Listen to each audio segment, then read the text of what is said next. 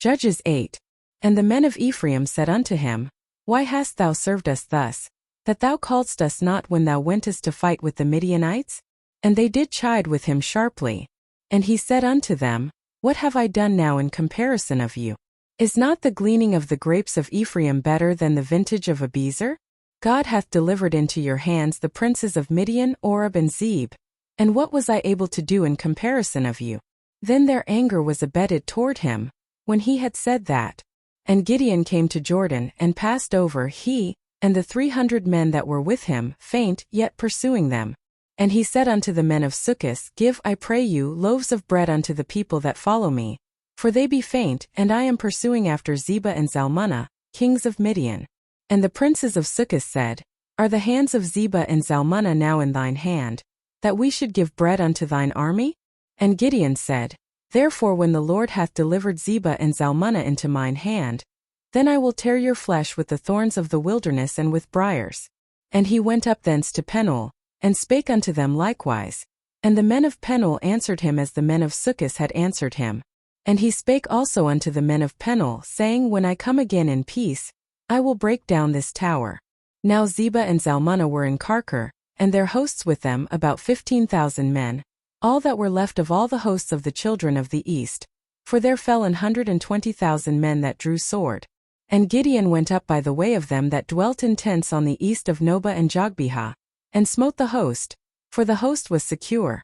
And when Zebah and Zalmunna fled, he pursued after them, and took the 2 kings of Midian, Zebah and Zalmunna, and discomfited all the host.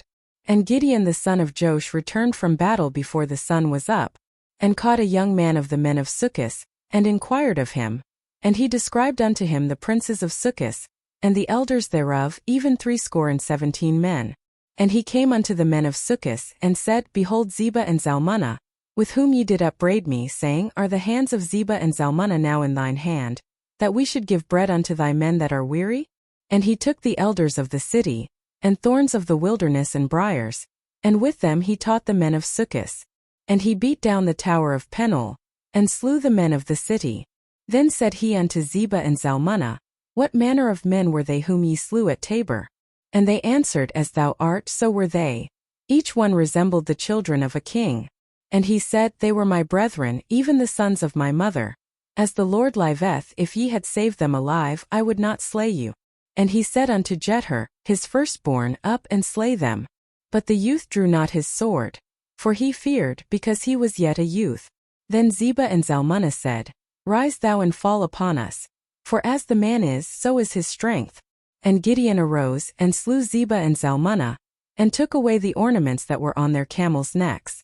Then the men of Israel said unto Gideon, Rule thou over us, both thou, and thy son's son also, for thou hast delivered us from the hand of Midian. And Gideon said unto them, I will not rule over you, neither shall my son rule over you.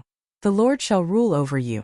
And Gideon said unto them, I would desire a request of you, that ye would give me every man the earrings of his prey. For they had golden earrings because they were Ishmaelites. And they answered, We will willingly give them. And they spread a garment, and did cast therein every man the earrings of his prey. And the weight of the golden earrings that he requested was 1,700 shekels of gold, beside ornaments and collars, and purple raiment that was on the kings of Midian, and beside the chains that were about their camels' necks. And Gideon made an ephod thereof, and put it in his city, even in Ophrah. And all Israel went thither a-whoring after it, which thing became a snare unto Gideon and to his house. Thus was Midian subdued before the children of Israel, so that they lifted up their heads no more. And the country was in quietness 40 years in the days of Gideon. And Jerubbaal the son of Joash went and dwelt in his own house. And Gideon had 70 sons of his body begotten, for he had many wives. And his concubine that was in Shechem, she also bare him a son, whose name he called Abimelech. And Gideon the son of Joash died in a good old age, and was buried in the sepulchre of Joash his father, in Ophrah of the Abiezrites. And it came to pass, as soon as Gideon was dead, that the children of Israel turned again, and went a-whoring after Baalim, and made Baalberith their god. And the children of Israel remembered not the Lord their God, who had delivered them out of the hands of all their enemies on every side. Neither shewed they kindness to the house of Jerubbaal, namely Gideon, according to all the goodness which he had shewed unto Israel,